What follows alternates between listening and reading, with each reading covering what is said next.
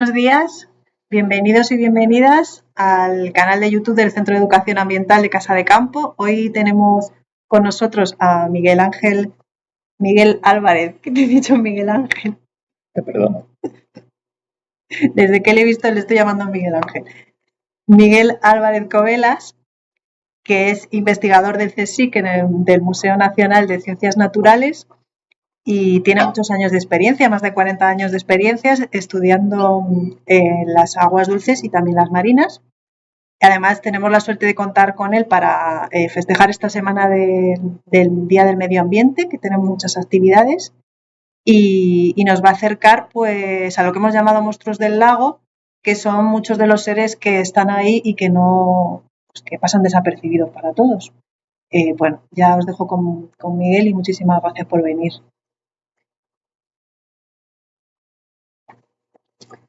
Pues en fin, buenos días. Buenos días a todo el mundo. Es para mí un placer estar en este hermoso edificio del Centro de Educación Ambiental de la Casa de Campo. Es para mí un placer también el que me hayan invitado aquí a contarles a todos ustedes algunas de las cosas que sé sobre este lago. Y sin más preámbulos pelmazos, comienzo. Esta imagen que ven ustedes aquí es una imagen que aparentemente se tomó en el año 1934 en el lago Ness, en Escocia. Es la aparentemente mejor fotografía que existe sobre este monstruo y desde entonces se ha repetido muchas veces y funciona de alguna manera como una especie de icono de lo que es un monstruo lacustre. Hoy día, cuando alguien habla de monstruos de lagos, el que saca es una cosa de este estilo. Aunque insisto en la palabra aparentemente, porque no hay monstruos en el lago Ness. No hay un solo monstruo. Luego les comentaré cuántos hay en realidad. Así que esta conferencia webinario de hoy la he titulado Los monstruos del lago de la Casa de Campo. Mi nombre, como ya les han dicho, es Miguel Álvarez Covelas y soy investigador en el Museo de Ciencias Naturales desde hace bastantes años. Y me he dedicado fundamentalmente a la ecología de las aguas dulces y marinas. Ahora bien, ¿qué es un monstruo? Pues podemos empezar preguntándonos qué es un monstruo y para tener alguna base léxica importante me refiero a lo que piensa la Real Academia de la Lengua Española de lo que es un monstruo. Por un lado, en su acepción número 2 de la palabra monstruo, la considera como un ser fantástico que mete miedo, o sea, que causa espanto. Y en su acepción número 3 lo llama una cosa excesivamente grande o extraordinaria en cualquier línea. Lo de cualquier línea no me gusta nada, pero es lo que dicen nuestros sabios que limpian, fijan y dan esplendor a la lengua española. Yo hubiera dicho en cualquier aspecto, pero en fin, a ver quién le pone el cascabel a ese gato de la Real Academia. O sea que sería algo como esto que ven ustedes aquí, un dragón a la manera más o menos china. Eso es lo que se consideraría, es la idea que tiene la gente de lo que es un monstruo. Aparte a veces de un cuñado, que también se le suele considerar un monstruo a veces, pero a veces, no todas las veces, o de una suegra. Sin embargo, de los monstruos de los que voy a hablar hoy, se parecen más bien a esto otro que ven ustedes aquí a la derecha. Esto, si vieran ustedes aumentada esta imagen, también da un miedo que te cagas. Este monstruo de aquí. Y sin embargo, este monstruo tiene un tamaño muy pequeñito. Es un monstruo que puede tener 1 milímetro de longitud. Por aquí lo ven ustedes. Esto es una hembra. Aquí a la derecha se ven los 2 huevos. Se ve el aparato digestivo con todo lo que ha tragado. Y se ven las antenas, gracias a lo cual se mueve por el lago. Un monstruo. ¿Cuáles son las características de estos monstruos? Y ahora ya me centro en el lago de la Casa de Campo, en comparación con el ser humano. Bien, pues por una parte, muchos de estos monstruos añaden oxígeno al agua, cosa que el ser humano no puede hacer. Más bien el ser humano lo hace al contrario, le quita oxígeno al agua. Algunos de estos monstruos toman nitrógeno del aire, cosa que tampoco puede hacer el ser humano. Muchos de estos monstruos descomponen la materia orgánica, de manera que esto reduce la contaminación de las aguas. El ser humano no descompone directamente la materia orgánica, puede poner depuradoras, pero eso es otra cuestión. También algunos de estos monstruos pueden filtrar sustancias y partículas presentes en el agua, limpiándola de esa manera. Y bastantes de ellos dan color al agua, como puede comprobar cualquiera que venga hoy mismo al lago de la Casa de Campo y se asome al lago y vea ese, para mí, hermoso color verde, pero que también está indicando que hay muchos monstruos ahí que le dan ese color verde. Y el ser humano, sin embargo, no puede darle color al agua, salvo que la contamine. En fin, así que, ¿de qué les voy a hablar el día de hoy? Pues el día de hoy habrán acertado ustedes, todos los que estén pendientes de mis cuentos de Calleja, han acertado. Hoy les voy a hablar del lago de la Casa de Campo y de sus monstruos. Y empiezo poniéndoles la imagen más antigua que tenemos sobre la Casa de Campo y sobre los lagos de la Casa de Campo, que es un óleo pintado por un pintor español, Félix Castelló, en 1634. O sea, estamos hablando de la época de Felipe IV, si no me equivoco. Y que además está depositado en el Museo de Historia de Madrid, ese museo que está ahí en Tribunal. Es un cuadro magnífico y en él, en la zona final, en la parte alta del óleo, se pueden ver hasta 3 lagos distintos que son los que había en ese siglo XVII en el lago. En realidad había 5, pero por problemas de perspectiva el pintor solo ha podido pintar 3. En general, estos lagos parece ser que se construyen por mandato del rey Felipe II en 1560 y tantos. Se hacen según un diseño de unos arquitectos o alarifes, como se llamaba entonces, de unos arquitectos flamencos, o sea, de lo que conocemos como Bélgica y Holanda, que trabajaban para el Imperio Español y para Felipe II, que entonces era el rey de todos estos dominios donde nunca se ponía el sol. Pero parece ser, según lo que cuentan los más sabios del lugar, en concreto el señor Aparici, que es la persona que más ha hecho por la historia de la Casa de Campo y de todas las cosas que contiene, parece ser que ya antes de Felipe II ya había aquí un lago. Pero no hay, aparte de lo que dice Aparici, no hay que yo sepa ningún documento que lo atestigue, pero él asegura que sí. Es verosímil, por otra parte. Y luego el que esté interesado le diré por qué es verosímil esto. También conviene señalar por qué crea estos estanques Felipe II, y es porque era un rey muy cultivado, leyenda negra aparte, que también es importante considerarla, pero era un rey muy cultivado y estaba muy preocupado por la producción del país, por la producción de la naturaleza, y creó estos estanques fundamentalmente para producir peces para el consumo humano. También hay que señalar que en esos tiempos el rey se bañaba en los estanques y el agua estaba muy clarita y muy limpia, eso sí se sabe. Después de este óleo de Félix Castelló, hay una serie de mapas, el primero de los cuales es el debido a Pedro Teixeira, que es el primer gran mapa, el primer gran plano de la ciudad de Madrid. Es un plano magnífico que se forma en 1656 y en el cual ya no están muy bien representados, pues ya se ven al menos 3 estanques aquí en la parte superior izquierda. El siguiente plano de esta zona, y bueno, y de toda la ciudad, no de toda la ciudad, hay planos intermedios, pero el siguiente plano donde aparecen los estanques es un plano de los ejércitos de Napoleón. Cuando los ejércitos de Napoleón vienen a conquistar primero Portugal y de paso invaden España, y ahí empieza lo que llamamos la Guerra de la Independencia, el ejército de Napoleón, con el mariscal, creo que era Murat, viene acompañado de una serie de ingenieros militares. Vaya. Y ahora, ¿cómo vuelvo?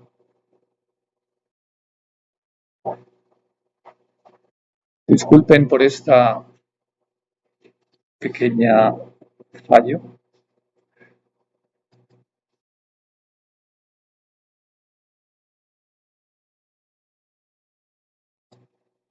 Muy bien.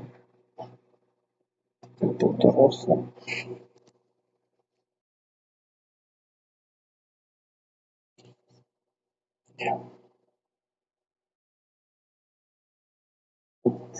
Continúo. Bueno. Espero que este pequeño inconveniente técnico, que como decían antaño en la televisión, se debe a los problemas del directo, no les haga perder el orden de mi discurso. Les decía que el siguiente plano donde se ven los estanques de la casa de campo se debe a un ingeniero militar de los ejércitos de Napoleón que lo hace en el año 1809 y en él se ven tres grandes estanques. Hay otra serie de mapas intermedios y el siguiente mapa más interesante es el que se debe al Instituto Geográfico y Estadístico, ya en pleno reinado de Alfonso XII, en 1877, donde ya solo se ven dos estanques y un estanque aislado de los demás que está justo encima, que se llamaba entonces el estanque de las Tencas. En el plano de Facundo Cañada, que es un plano también muy bonito de la ciudad de Madrid, en 1900, se aprecian dos estanques y ya en el plano más reciente que tenemos de la serie histórica, por supuesto que hay planos posteriores, pues tenemos en el año 1976 un plano donde aún se ven dos estanques, pero uno de ellos, el de la izquierda, el que está más al oeste, se convierte en un humedal y poco a poco irá desecándose y siendo ya un criadero de mosquitos, de manera que un poco más adelante lo transforman en unos campos de fútbol y luego en el aparcamiento que hoy día conocemos.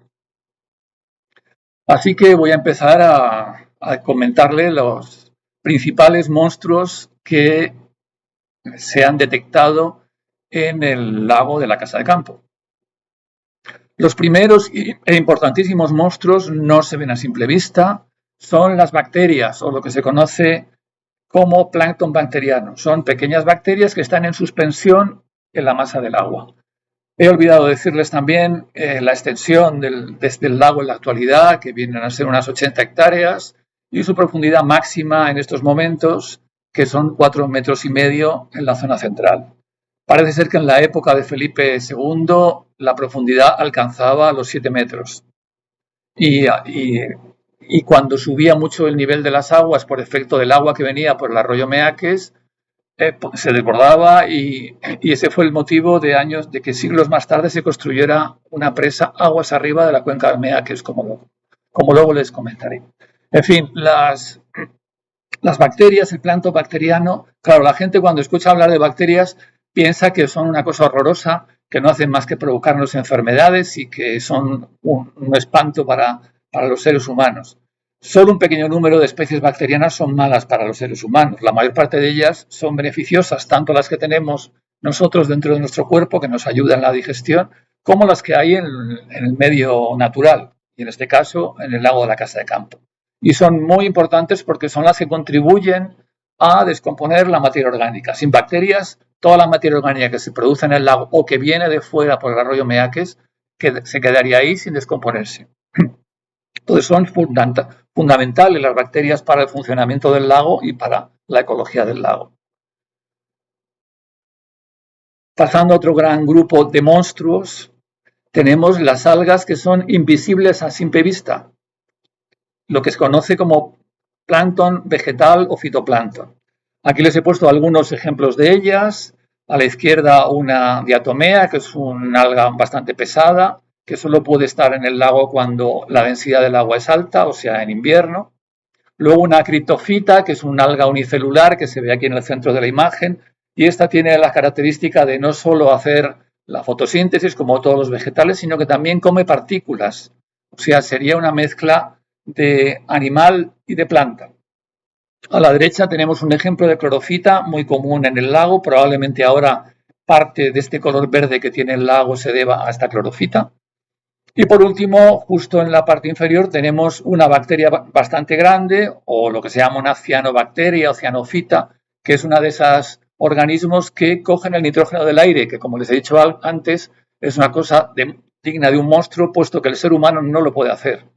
El ser humano no puede usar el nitrógeno del aire, sí puede usar el oxígeno, pero no el nitrógeno. Estas algas son los que fundamentalmente le dan el color al agua del lago. También en el lago hay otro tipo de monstruos que son invisibles también a simple vista. Son animales de una sola célula y están incluidos dentro de lo que se llama el plancton animal, como estos dos ejemplos que les he puesto aquí. Este aquí que parece un calborota con un poco de pelo y estos otros que parece un organismo con un flagelo muy largo y que verán que dentro tiene unas manchas verdes, que es de todo lo que ha ido comiendo. O sea, estos animales unicelulares comen y la prueba es esta cosa verde que se ven en el interior de ambas fotografías, que son algas que han comido, algas de ese fitoplancton que han comido. Luego ya pasamos a otro tipo de animales que también son unos monstruos, que ya son animales de lo que se conoce en el mundillo de la biología como animales pluricelulares, o sea, son de muchas células y que están en la columna del agua, suspendidos en la columna de agua y pertenecen a lo que se llama el plancton animal. Y entre ellos están estas dos especies de rotíferos que les he puesto aquí. Para que vean el tamaño que pueden tener estos y que siguen siendo invisibles a simple vista, estos rotíferos tienen menos de medio milímetro, que eso no lo podemos ver con estos ojitos que se va a comer la tierra. También dentro del plancton animal tenemos a unos pequeños crustáceos que son parientes de las gambas. Lo que pasa es que en esta ocasión son gambas sin gabardina. A la izquierda tenemos un crustáceo de unos 0,7 milímetros, o sea, tampoco visible a simple vista. Este crustáceo come fitoplancton y bacterias. Y también, de nuevo, ven ustedes aquí en la parte, tiene un ojito muy bonito y una especie de trompa que en realidad le funciona para defenderse. Y este se alimenta de algas unicelulares que van ocupando la parte superior del aparato digestivo. Y a la derecha tenemos a uno de los grandes depredadores que viven en el lago. Claro, la gente cuando piensa en depredadores está pensando en leones, en cachalotes, en cosas enormes, pero también hay depredadores muy pequeños, como puede ser el caso de esta pequeña gambita que se llama cíclops en terminología latina, y se llama cíclops porque tiene un solo ojo, como se ve aquí arriba cerca de las antenas. Pues bien, esto es una hembra, aquí aparece con dos sacos de huevos, y este animalito que tiene alrededor de 1 milímetro de longitud se come al animalito que está a la izquierda, a la bosmita, que es un poquito más pequeña, es un depredador de estos otros. Ya ven que tienen un tamaño pequeñísimo. Luego en el lago también en ciertas ocasiones se pueden ver algas visibles a simple vista. La imagen de la izquierda es una alga con forma de red, las manos son las de este servidor, pero son una alga con forma de red que yo he visto a veces en primavera, se acumulan en cantidad dentro del lago. Y también a veces se forman unas algas filamentosas cuya masa también puede ser visible a simple vista, pero que individualmente cada uno de los filamentos no se ve a simple vista y hay que verlos con microscopio, como es la que les muestro aquí a la derecha de la imagen. Más monstruos. La gente cuando habla de mosquitos siempre está hablando de unos animales horrorosos que nos ponen los brazos llenos de ronchas y que habría que cargárselos a todos. Bueno, pues solo algunos de los mosquitos son picadores de seres humanos. Sin embargo, aquí en el lago, aparte de algunos mosquitos picadores, también en el fondo del lago tenemos unos mosquitos, tenemos unas larvas, que son las que les muestro aquí de color rojo a la derecha, cuyo adulto, cuando salen del agua, se transforman en adulto y se alimenta de hojas, que es este animalito que parece un mosquito, y lo es, pero no ataca a los seres humanos, sino que se alimenta de la savia de las hojas. Pues bien, estos animales se llaman quironómidos, viven en el fondo y tienen este color rojo, las larvas tienen este color rojo porque contienen una forma especial de hemoglobina, por eso el color rojo, que les permite vivir en fondos donde no hay apenas oxígeno. Y gracias a esa forma especial de la hemoglobina capturan más el poco oxígeno presente en los fondos. Y son muy típicos de sitios donde hay poco oxígeno. Y por último, dentro de los monstruos, también imagínese cualquier pez, si se hace suficientemente grande, si la imagen del pez es suficientemente grande, también nos parecería un monstruo. Bueno, pues esta es la tenca, que cuando se reinundó el lago en el año 2019, a comienzos del 2019, me parece que echaron una cantidad, no sé si fueron 2.000 kilos de tencas. Lo que pasa es que con posterioridad a eso, los pescadores pues echaron otro tipo de peces, carpas y alevines de otros animales y gambusias, etc. Pero el principal, en teoría, suele ser la tenca, que es un pez que se alimenta también en el sedimento y se está comiendo precisamente a las larvas de estos animalitos de color rojo que les he enseñado en la imagen anterior. Hasta aquí una idea de cuáles son los principales grupos de monstruos presentes en el lago de la Casa de Campo. Pero cualquiera de ustedes podría preguntarse, bueno, pero estos monstruos son malos para el lago, son malos, son buenos, no hacen nada. Bueno, pues la inmensa mayoría de estos monstruos no lo son, no son malos para el lago, están aquí, luego les comentaré de dónde proceden, pero no son malos para el lago y sobre todo en el caso de las bacterias y de los animales del zooplancton, de alguna manera limpian el agua del lago. Así que no sé cómo vamos de tiempo. Vamos fenomenal, me dicen aquí mis admiradas.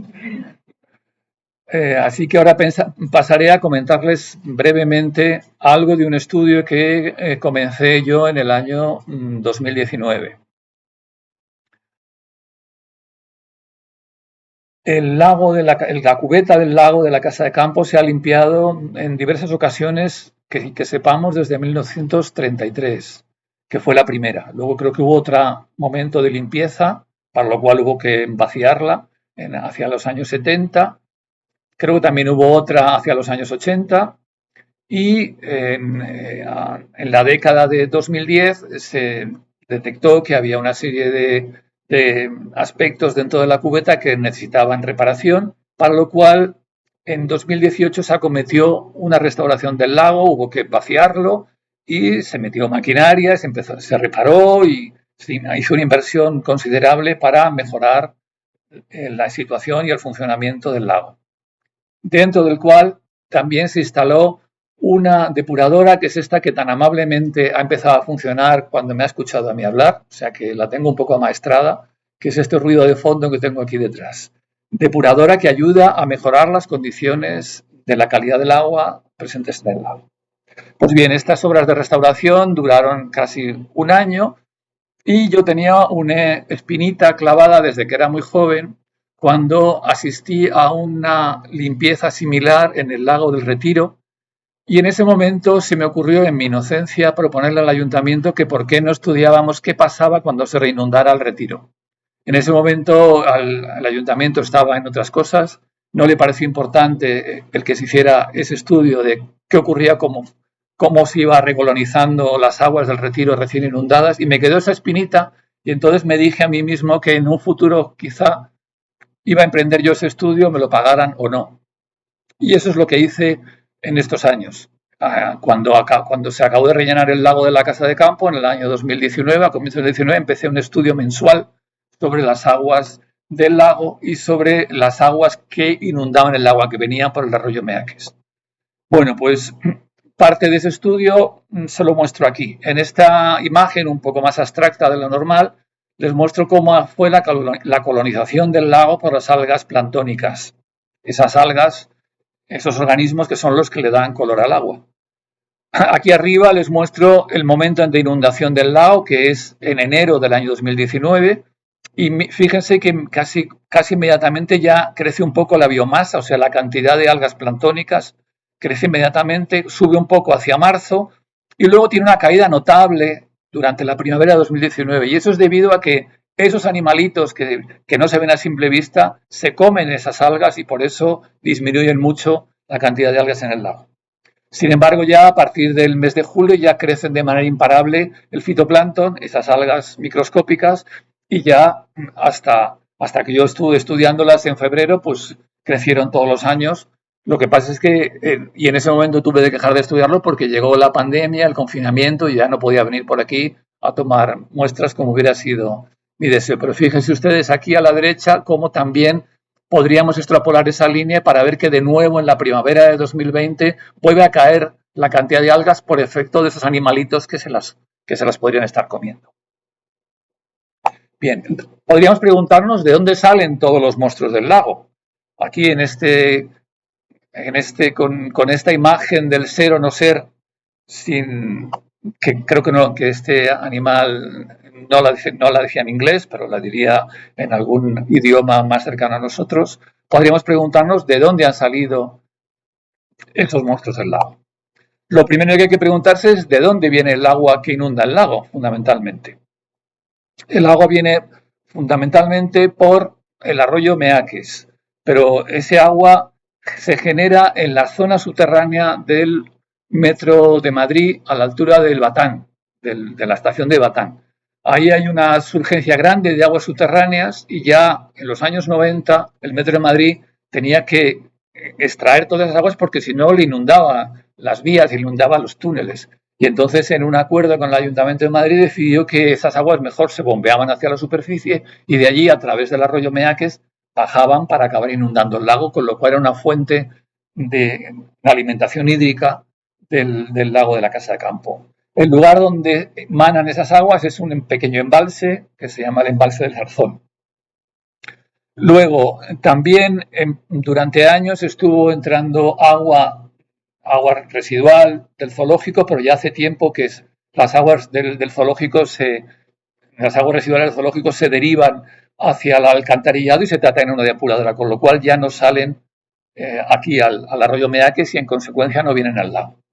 Y luego, por los estudios que realicé yo en el año 2019 y comienzos de 2020, también detecté que había algún lugar entre el zoo y el lago donde había algún vertido, no puedo identificar dónde, que aumentaba la contaminación del arroyo Meaques inmediatamente aguas arriba del lago de la Casa de Campo, ahí donde está la pasarela al lado del aparcamiento. No puedo identificar exactamente de dónde, pero en fin, esto ya lo dejo para las generaciones futuras porque a mí ya me queda poco en este oficio antes de jubilar. Así que, de cara al funcionamiento del lago de la Casa de Campo y de sus monstruos, es muy importante la cuenca hidrográfica en la que está enclavado.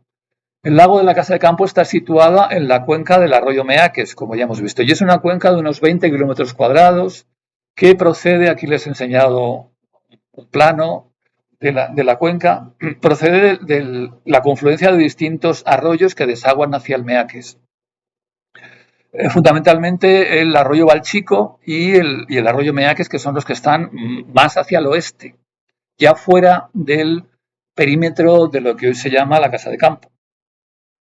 Ya les digo que estos son 20 kilómetros cuadrados de cuenca, de manera que gran parte de las cosas que suceden en estos 20 kilómetros cuadrados, cuando llueve o cuando alguien hace algún vertido, poco a poco acaban en el arroyo Meaques y vienen hacia aquí.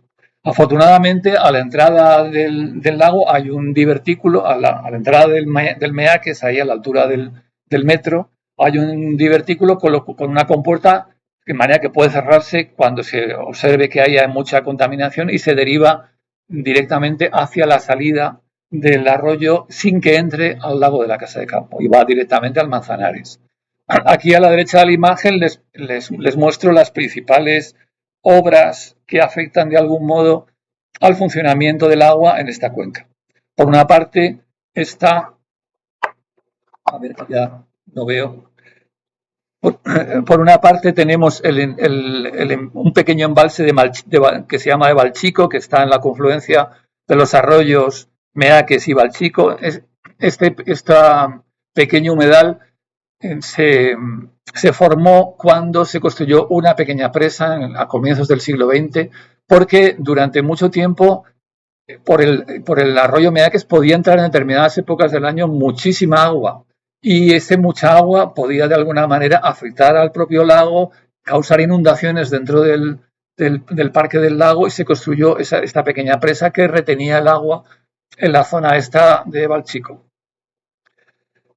Más abajo tenemos el pequeño embalse del Zarzón, que es a donde sale el agua que bombean desde el metro, el agua subterránea que se bombea desde el metro. Más agua abajo, ya cada vez más cerca del lago, tenemos el zoológico, que aquí figura con una Z, y su antigua depuradora, que ya digo, hace años que no funciona, porque las aguas residuales del zoológico se vierten al alcantarillado y van a parar a una depuradora y ya no afecta en absoluto al arroyo Meaques. Y por último tenemos lo que aquí he llamado PA, que es el parque de atracciones, que también está situada en la cuenca del arroyo Meaques y que quizá podría ser una fuente de contaminación para el arroyo, pero vamos, lo desconozco. Y como ya les decía antes, un poco antes de llegar al lago hay una zona de pequeña represa, con lo cual, en la cual se puede derivar el agua o bien hacia el lago o, si se ve que va muy contaminada, derivarla hacia el río Manzanares, que está más hacia el este. Así que el humedal de Valchico está situado ahí en el arroyo Valchico, es un humedal muy bonito, vale la pena ir por allí, darse un paseíto, el metro te deja muy cerquita, está lleno de gente que vaya a pasearse a sí mismos, a pasear a los animales de compañía, con las bicis, etcétera. Yo les recomiendo que se pasen por allí. Lo que sucede es que es un humedal que está pues bastante, que en general casi nunca desagua agua, muy pocas veces desde que ha bajado los niveles de caudales, porque llueve menos, pues muy rara vez ya desagua agua. Y entonces todo lo que entra al humedal de Valchico se queda allí y de manera funciona como un filtro verde para lo que sería el lago de la Casa de Campo. Pero bueno, es un sitio importante porque gran parte de los animales y las plantas que luego han llegado al lago de la Casa de Campo proceden de allí. Ese sería como su almacén. Es el Corte Inglés de la casa de campo, del lago de la Casa de Campo estaría en el humedal del Valchico, el Corte Inglés de los animales y las plantas. Así que las principales vías de colonización de los organismos, que proceden, insisto, en su mayoría del humedal del Valchico, pueden ser que las trae el viento. En el viento trae muchas partículas y esporas que proceden de allí, pero también los patos que antes hayan llegado a Valchico, pues también vienen hasta aquí a visitar a estas grandes divulgadoras del parque, vienen a saludarlas, entre otras cosas. Y de paso se traen animalitos y plantitas de esta clase. También hay peces nuevos que los pescadores pues echan al lago aunque nadie les haya dado permiso para ello. El arroyo Meaques también trae huevos y propágulos y esporas y es otra fuente de colonización de estos organismos que vemos en el lago. Y por último, en los sedimentos del lago también se acumulan esporas y se acumulan distintos propágulos de estos organismos que en determinadas condiciones ambientales, y es el caso de las algas que llamamos diatomeas, pasan al agua y se convierten en fitoplancton. Así que estas serían las vías principales de colonización de los organismos. Así que creo que por hoy no quería darles más la murga con todo este rollo. Simplemente quería darles alguna conclusión para que se la lleven a su casa y se la cuenten a sus vecinos y que son las principales que podíamos extraer de esta pequeña exposición. Por una parte, que en el lago de la Casa de Campo hay monstruos para todos los gustos, pero los más importantes en el funcionamiento son los más pequeños, aquellos que no se ven, que son fundamentalmente las bacterias y el plancton. El origen principal de estos monstruos estaría en el humedal de Valchico, que es el que está en realidad más cerca. Y al lago estos monstruos llegan gracias al viento, a las aves, a los peces que echan los pescadores y al arroyo Meaques, pero también se pueden acumular en los sedimentos del lago. Así que, como dice Bugs Bunny, esto es todo, amigos, y quería terminar agradeciéndole al Centro de Interpretación de la Casa de Campo la invitación que me ha hecho de venir aquí y de conocer a estas personas tan maravillosas. Y este animalito mío, que es el preferido, les da a ustedes las gracias por haberme soportado este ratito. Muchas gracias y, como les decía antes, me debo a mi público. Estaré encantado en cualquier otra ocasión de contarles cualquier otro rollo, que eso se me da bien, creo. Gracias a todas. Gracias a ti, Miguel. Bueno, no te despidas tanto, que ahora te vamos a hacer unas preguntas. ¿Vale? Ha estado súper interesante y a nosotras, por ejemplo, nos has acercado muchas cosas que el público nos pregunta en las actividades. Por ejemplo, la lámina esta que has sacado de las algas y, bueno, y de todos los microorganismos. Le he dicho a Belén, las vamos a imprimir y las vamos a utilizar porque nosotros eso tan en profundidad no sabemos. O sea, nos ha parecido genial. Bueno, te voy a hacer una pregunta de Rafa, que es la primera, que dice, ¿qué pasaría si accidentalmente cayéramos al lago e incluso si tomáramos un sorbo de agua? Muchas gracias por el seminario. Bueno, Rafa, gracias a ti, porque con admiradores así tendré que venir más a menudo. O sea, que a gente que le parece interesante lo que pueda contar, no me lo parece a mí ya a estas alturas de la vida, con que le parezca a alguien me parece maravilloso. Gracias, Rafa. Tu pregunta en realidad son dos. ¿Qué pasa si uno se cae al lago? Esa es una. Pues si usted sabe nadar, pues creo que no pasa nada. Y si no sabe nadar, la mayor parte de las aguas del lago no son muy profundas, o sea, se puede hacer pie, pero además siempre hay mucha gente montado en barca que te puede venir a salvar. A ser posible, si es alguien que te guste, mejor, porque queda más romántico. En cuanto a que si uno bebe un buche de agua del lago, no le pasa nada, es evidente. Tendría que beber usted muchísimos buches para que, para que esos buches le pudieran hacer algo, pero en general la mayor parte o la inmensa mayoría de lo que hay en el lago es totalmente inocuo para el ser humano. O sea, que no pasa nada por beber un buche o dos. Ahora, si me pregunta a mí que si yo querría beber buches, ya le digo que no, que prefiero tomar una cerveza. No sé Guau. si le he contestado. Sí, yo Correcto. creo que sí. Estoy viendo a ver si se me actualiza el chat. Una pregunta mía que me viene a mí a la cabeza. En tu estudio, justo lo hiciste en la época que el lago estaba, el agua recién, digamos, Sí, limpísimo, sí, que se veía transparente el fondo, que yo nunca lo había visto.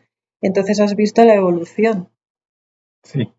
Es curioso qué rápido todas las aguas y todos los seres que nos has contado, cómo lo han colonizado, porque es que en poco tiempo ha pasado de transparente, que es que la gente tiraba una piedra y se veía, y ahora está como siempre, Sí. que te dicen que está sucio, pero no, son todos esos seres que hay ahí. Claro, son esos seres que hay ahí. ¿Qué es lo que sucede? Pues que las aguas que llegan al lago, pues son aguas un poco contaminadas, o sea que traen sustancias nutritivas y esas sustancias nutritivas son con las que crecen estas algas, estos organismos crecen con eso. Y eso, como en realidad, aunque haya depuración, pero no es perfecta, pues está aportándole nutrientes al lago y crecen gracias a eso. En cuanto a la colonización por esos organismos, es que es muy rápida, porque es que el humedal de Valchico está aquí cerca y el trasiego, igual no lo vemos, pero el trasiego que hay de patos de acá para allá, de allá para acá, es rapidísimo. Y estos son además organismos que son muy pequeños, como el caso del fitoplancton ese, pues puede ser del tamaño más grande, puede tener una, una décima de milímetro, es más grande, y los hay mucho más pequeños, y crecen a mucha velocidad. O sea, cualquier organismo de esos en un día se duplica, en un día se reproduce porque crecen a toda velocidad. Entonces no es extraño que teniendo luz como la que tienen, teniendo sustancias nutritivas como las que tienen y creciendo a esa velocidad, enseguida hayan desarrollado esto, aunque se hayan limpiado los fondos. O sea que eso tiene mala regla. Y el calor influye, ¿no? En invierno hay menos movimiento, ¿o no? En invierno depende, porque claro, estamos hablando del cambio climático y efectivamente en invierno parece que los inviernos son más templados, pero también hay variabilidad interanual, o sea, hay unos inviernos más templados y otros inviernos más fríos. O sea, que precisamente la gente cuando oye hablar del cambio climático se piensa que dos cosas. Por un lado, que va a llover menos y por otro lado, que va a hacer más calor. Esa es la idea que tiene. Pero otra cosa tan importante como esa es que lo que ocurre en la atmósfera, y eso afecta a las aguas, lo que ocurre en la atmósfera es que también aumenta la variabilidad climática. Es decir, tenemos podemos tener inviernos mucho más fríos de los que teníamos y veranos mucho más calurosos de los que teníamos. O sea que ha aumentado la variabilidad climática. Con esto quiero decir que puede volver a haber inviernos más fríos, pero también puede haber inviernos más cálidos como este último que hemos tenido. O sea que hay que tener en cuenta también la variabilidad climática, que es una cosa consustancial con el cambio climático. No solo el que aumente la temperatura del aire y baje la precipitación y baje la pluviosidad, que es lo que la gente tiene en la cabeza. Es que cada vez va a llover menos. Dice, sí. Es que cada vez hace más calor. Sí, pero también puede usted tener un año que haya lluvia torrencial y puede tener usted un año que haga más frío, porque ha aumentado la variabilidad climática. Me he enrollado mucho, que sí. ¿No? Bueno, Así bueno, me queda alegro, todo más claro. me alegro, me alegro. A ver, Ana pregunta, eh, pues ahora un poco lo que has dicho, yo creo. Te has adelantado. Con esto del cambio climático entiendo que las condiciones físico-químicas del agua han ido cambiando. De igual manera, ¿ha ido cambiando la biodiversidad del lago en los últimos tiempos? Es difícil de saber, es difícil de saber que yo sepa, el único estudio que hay sobre la biodiversidad del lago, de la biodiversidad de organismos pequeños, o sea, de monstruos, de lo que no se ve, el único estudio que hay es de los años 90 y este otro del que les he hablado. En general, las especies que había en los años 90 y ahora son bastante similares. Y la cantidad de biomasa, la cantidad de organismos que había en los años 90, en las que yo he detectado en este estudio que les he mostrado, también son similares. O sea, que en ese sentido no se puede decir que haya cambiado. Pero, claro, todavía es pronto. O sea, que lo suyo sería que dentro de unos años algún otro chalao como yo, ya no seré yo porque ya estaré jubilado, pero que algún otro chalao haga otro estudio similar y para poder comparar sus resultados con los que hemos ido obteniendo yo mismo o estos otros investigadores en los años 90. A ver, espérate, que no lo veo. ¿Qué diferencias o similitudes hay entre el plancton de las aguas dulces y de las aguas marinas? Gran pregunta y muy difícil. Yo no sé quién. Sí, no, que me parece muy bien, pero vamos, que es una pregunta difícil. Las cosas que he contado aquí han sido bastante sencillas, pero la diversidad de organismos que hay en el plancton, tanto en el medio marino como en el medio dulceacuícola, es muy grande. Algunos de los organismos que están en el medio marino también están en el agua dulce, aunque no las mismas especies. O sea, por ejemplo, eso que he dicho antes de las diatomeas, que son unas algas que tienen una cubierta de silicio y por lo tanto pesan más y cuando no hay mucha turbulencia en el agua se sedimentan, pues estas las hay en el medio marino y también las hay en el agua dulce, pero no las mismas especies, porque porque el medio marino con su salinidad afecta a la fisiología de estos organismos. Entonces no pueden ser las mismas especies, pero sí pertenecen al mismo grupo. O, por ejemplo, las mareas rojas, esas de las que se habla a veces en el medio marino, porque contaminan, tienen una toxina y contaminan a los mejillones, y cuando contaminan a los mejillones, pues hay que retirar del mercado todos los mejillones que se han recolectado, porque eso puede producir enfermedades en los seres humanos, y sobre todo en zonas tropicales puede incluso matar gente, el comer mejillones con las toxinas que producen esas algas. No es el caso aquí en la península ibérica, que las especies que tenemos, que se sepa, no han matado a nadie. Mata más la televisión, las muchas horas de televisión matan más neuronas que lo que puede. Entonces, en el medio marino hay dinoflagelados, o sea, hay algas de estas que producen mareas rojas y también en el agua dulce. Pero no son las mismas especies, pertenecen a ese grupo. Ahora bien, en el medio marino hay otros grupos de algas que no están en el agua dulce. Por ejemplo, un grupo de algas que se llaman los cocolitofóridos. Pues los cocolitofóridos están en el medio marino, pero no en las aguas dulces. Y viceversa. En las aguas dulces hay un grupo de algas, que son las xanthophyceas, de las cuales que son más raras y que siempre aparecen en aguas muy limpias, que no están en el medio marino.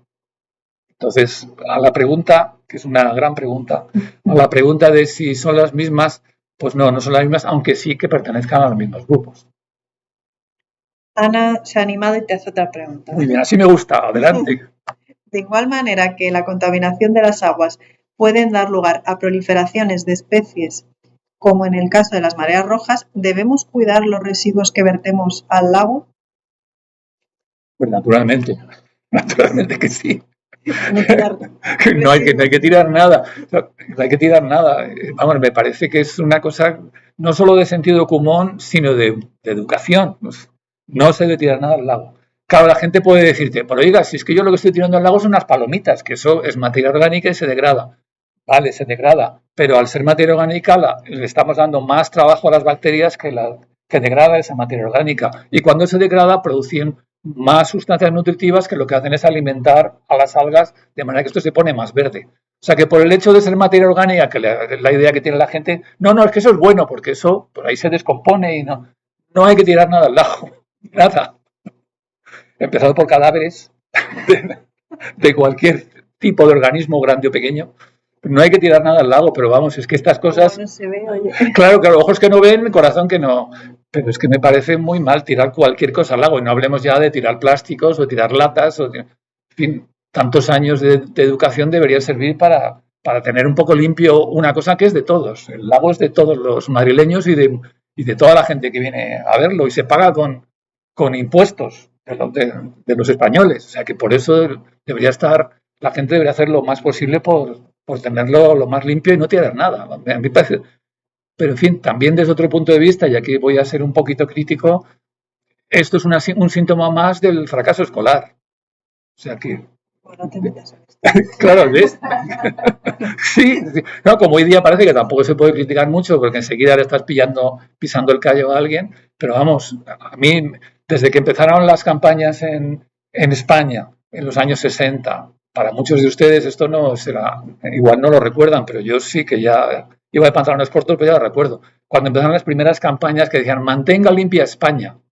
Y empezaron a ponerse papeleras y empezaron a depurarse las aguas, todo muy lentamente, ¿no? Pero ya se empezaron en los años 60, o sea, han pasado 50 años de eso. Y sin embargo seguimos tirando aguas sucias y tirando cosas a los lagos y a los ríos y sin embargo también me consta, porque tengo muchos amigos y amigas que dan clase en los colegios, en los institutos, en la universidad, que estas personas machacan mucho con la limpieza ambiental, me consta, y sin embargo la gente sigue tirando cosas. Pues eso se llama fracaso escolar, no hay... Hostia, es un triste tener que reconocerlo, pero es así. Pero en fin, también es verdad que cada vez la gente es más educada y estas cosas las hace menos. Pero con que los hagan unos pocos ya es suficiente para ir ensuciando los sitios. Estoy enrollando mucho, ¿no? Ana, tenemos tiempo. Ana comenta que la instalación de islas flotantes que se instalaron, pues como en el 2019, después de restaurar el estanque, se afectan positivamente al plancton o no afectan. La verdad es que no lo sé, habría que hacer algún estudio específico, no lo sé. Yo podría funcionar aquí como tanta gente dice, un experto sabe de todo. No, yo puedo ser experto en algunas cosas, pero... Está relacionado con lo que has explicado, porque gracias a esas islas tenemos mucha más fauna, tenemos muchos patos sobre todo, claro, que traerán en su cuerpo... Eso, y además luego los patos, nos guste o no, pues también defecan. Claro, y también añaden muchas sustancias nutritivas. Entonces, aunque en esas islas flotantes, si no recuerdo yo mal, se plantaron unas eneas, no sé si siguen ya, pero... Sí. Y las eneas de alguna moda... Sí. Y carrizo, depuran un poco el agua, entonces quizá una cosa por la otra, pero cómo afecta realmente eso a los monstruos, a los organismos pequeños, pues habría que hacer un estudio específico. Yo no lo sé, no lo sé. Nosotros estábamos antes, me estaba preguntando Belén, con respecto a las especies invasoras, así de microorganismos. ¿Hay especies invasoras? O sea, ¿nos traemos también especies exóticas de diatomeas y todo esto? Esto es complicado, ¿no? Eso es difícil. Bueno, es verdad que cuando te dicen, por ejemplo, yo he oído a los científicos que van a la Antártida, que tienen que ir súper herméticos para no llevar nada de otro sitio. Es que en el caso de los organismos microscópicos, que además los transporta el aire, los transportan los animales, por supuesto los transportan las personas, pues es que es muy difícil, es prácticamente imposible evitar que no llevemos a algún lugar algún tipo de espora o de propágulo, de gusanito en el calzado o en la ropa. Eso es virtualmente imposible. Lo que pasa es que los monstruos que hay aquí en el lago o en los embalses de Madrid, pues son todos bastante comunes. En algún momento debieron ser invasores, pero hace ya tanto tiempo que ahora ya son todos bastante comunes y, por así decirlo, son autóctonos, compatriotas nuestros. O sea que no, pero no lo sé. Ha habido en los últimos años, de todos modos, en los últimos 15 años, en la literatura científica, o sea, en las revistas científicas ha habido bastante debate sobre qué es un invasor desde el punto de vista de lo microscópico. Porque en el caso de las plantas, pues sí es más claro, como uno ve esa planta y dice, pues esta planta antes no estaba aquí y ahora ya está. Luego es una invasora. Pero en el caso de lo microscópico, en primer lugar, no hay tantos datos como en el caso de las plantas y por otro lado, pues como su difusión por el mundo es facilísima, pues es muy difícil decir que antes no lo habíamos detectado, pero ha estado siempre aquí o nos ha invadido hace poco, es muchísimo más difícil. Y ha habido, ya digo, Y luego por otro lado se viaja más, pero vamos, esto no es porque vaya alguna más gente a la Antártida, sino simplemente los vientos, los barcos, las aves que van de un sitio a otro por los mares australes, pues todos esos van llevando propágulos y van llevando esporas y eso es la manera que tienen de que entren allí organismos que antes no estaban. Por ejemplo, en la Antártida, ya que estamos con estas y ya que y esto no tiene nada que ver con los animales y las plantas, en la Antártida se han detectado de un tiempo a esta parte pues la presencia de muchos compuestos que proceden de la contaminación industrial que hay en Europa o en África o en América del Sur y que antes no estaban allí. Y esto desde luego no lo hemos llevado los seres humanos ni nada, simplemente son las corrientes de aire, las corrientes de agua, las que han llevado estos contaminantes. Contaminantes que además se detectan gracias a las técnicas de análisis que cada vez son mejores, pero están en muy pequeña cantidad, pero a lo mejor hace 30 años esos contaminantes allí no estaban y desde luego no los ha llevado el ser humano, que hoy por hoy la cantidad de gente que va a la Antártida es muy pequeña en comparación con la enorme superficie que tiene el continente. Entonces simplemente lo han llevado los vientos, lo han llevado las corrientes marinas y hay ahora unas sustancias contaminantes que afectan a las redes tróficas, que pueden incluso algunos ser cancerígenos, que antes no estaban allí. A ver, Ana dice, en este sentido, quizás sea interesante hablar, bueno, se refiere yo creo que a lo de las islas flotantes que hemos estado hablando. Bueno, quizás sea interesante hablar de la oxigenación de las aguas y recordar que el chorro, o sea, como el geyser, que lo llamamos, no tiene una simple función estética en el lago. Pues nada, lo recordamos. Pues, ¿Qué sabes tú de esto? Sí, lo recordamos. Yo la verdad es que remueve el agua, ¿no? Para que no esté estancada. Ya, pero yo es que yo no sé exactamente cómo funciona, o sea, en el sentido de que sí, veo que periódicamente a lo largo del día de vez en cuando está funcionando, de vez en cuando no. Pero, ¿de dónde sale ese agua? ¿A qué profundidad sale el agua? ¿Y qué caudal, qué volumen es el que está moviendo? O sea, ¿qué caudal sale por el chorrito? Bueno, por el geyser, por el chorrazo, ¿no? ¿Qué caudal está saliendo? Yo todo eso no lo sé, entonces sin saber de esas dos cosas no puedo decir si realmente eso es beneficioso o por esto totalmente inocuo y ni para ti ni para mí. No. O sea, no puedo decir. De nuevo es lo que tienen algunos expertos que no nos atrevemos a lanzarnos a la piscina. Muy bien. Vale, prevenido. Bueno, yo creo que no tenemos más preguntas. No sé si alguien se anima en estos últimos minutos. Te dicen que muchas gracias, que ha sido muy interesante. Muchas de nada y me alegro de haber sido algo interesante para mí mismo, que a veces me sorprendo yo solo. Bueno, nos has acercado un tema que nosotros aquí no habíamos tratado porque no sabemos, no controlamos. Sí, claro, sí, no se puede y es saber. A nosotras por lo menos nos ha encantado y yo creo que a todo el mundo. Y nada más, también voy a aprovechar para decir que no se me olvide que tenéis que hacer una evaluación del seminario. Tenéis un enlace en nuestro blog y ahí debajo de nuestra pantallita sale en el canal. Y que mañana nosotros vamos a seguir celebrando el Día del Medio Ambiente aquí. Entonces, parece que va a llover, pero no pasa nada porque vamos a hacer actividades de interior, muchos talleres relacionados con el medio ambiente, un taller de teatro, taller de reciclaje de camisetas. Vamos a hacer una cosa muy chula ahí, como un bolso con camisetas usadas. Y bueno, que os animéis a participar, podéis llamarnos o escribir un correo electrónico a infocasacampo@madrid.es o simplemente con que mañana a partir de las 10 os paséis por aquí, por la Casa de Campo, por el lago y os acerquéis al Centro de Educación Ambiental y participéis en nuestro día. Y creo que nada más, voy a ver si alguien ha puesto algo más. Muchas gracias y nada, que muchísimas gracias, Miguel. Bueno. Perdona porque me confundí con tu nombre al principio. Muchas de nada. Y esperamos poder contar contigo más veces porque con tu experiencia, ya te hemos dicho que con tu experiencia de 40 años nos puedes hacer otros seminarios de distintos temas. Además ya habéis visto que si no lo sé me lo invento, que también ayuda. Eso también. Y muchas gracias por tu simpatía. De nada. Bueno, eso es gracias a mi madre y a mi padre que son los genes algo tienen que servir. Bueno, pues hasta pronto.